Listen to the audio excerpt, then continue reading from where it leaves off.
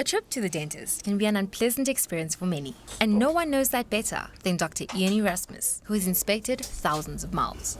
With 23 years' experience in the industry, Erasmus has noticed many changes, and most recently, that of a dental brain drain. In Pretoria, where I was the president of the Pretoria branch a few years ago, we had over a period of 5 years almost 80 dentists leaving Pretoria alone. And 5 of my personal friends has left. According to the South African Dental Association, there's currently a shortfall of 800 skilled dentists who are not practicing. I think it's mostly funding has become a big problem. You know, if you look at what dentists were basically earning in 1980, at that stage we were the second highest paid profession in South Africa. And we've moved now down, the last that I've heard was something like 132. One of the big problem is the medical aid schemes, that the change over from where in the past you had a separate dental benefit.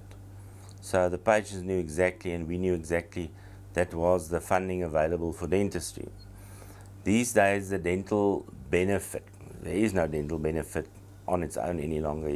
It's thrown in with medical savings. The Council for Medical Schemes 2011 annual report shows that dental specialist expenditure accounted for 1% of total benefits, while total dentist expenditure made up 2.9%. The moment you lump dentistry into your savings, you do not have a separate benefit for that. And once again, the member of public, and we all know that our savings run out.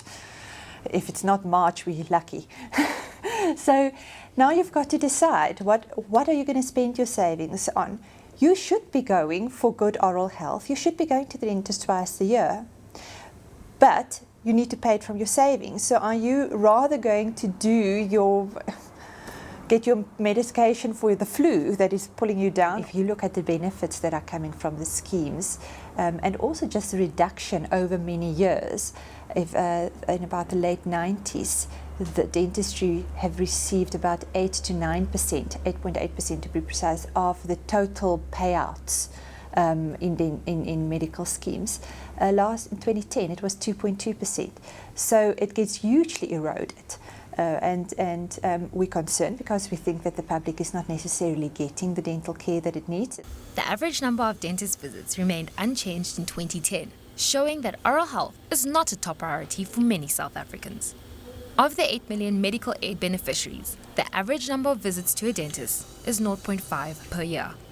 I think it is a reality of the environment that we are looking at things like almost like competing with HIV, competing with real primary healthcare issues. And because you don't understand, not you, but because generally the understanding around the importance of oral healthcare is not there, it tends to fall down the list of priorities. But some analysts don't share the same views. I don't think South Africa is facing abnormal levels of attrition for any health professionals. There is often talk about it, but I don't think that the attrition is that bad. What we've had is constant production levels for 20 years.